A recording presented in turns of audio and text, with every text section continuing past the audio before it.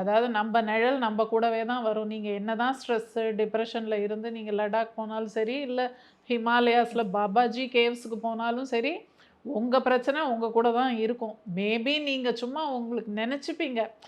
நம்ப அப்படியே மைண்ட் ரிலாக்ஸ்டா இருக்கு, ஃப்ரீயா இருக்குன்னு. திரும்ப வந்து அந்த மலையிலேருந்து இறங்கும்போதே உங்க பிரச்சனை உங்க கூட உங்க மைண்ட்ல வந்து ஏறிக்கும். ம். ஸோ இதெல்லாம் வந்து இதுக்கு சொல்யூஷன் கிடையாது. ஓகே. ம். நம்ப எல்லாத்தையுமே அக்செப்ட் பண்ணிக்க கத்துக்கணும் லைஃப்ல. இப்போ நம்ப என்கிட்ட வந்து ஜோசியம் கேட்குறாங்க. உங்களுக்கு இன்னும் ஒரு 5, 6 வருஷத்துக்கு கஷ்டம் இருக்கு. ம். இப்படிதான் இருக்கும்.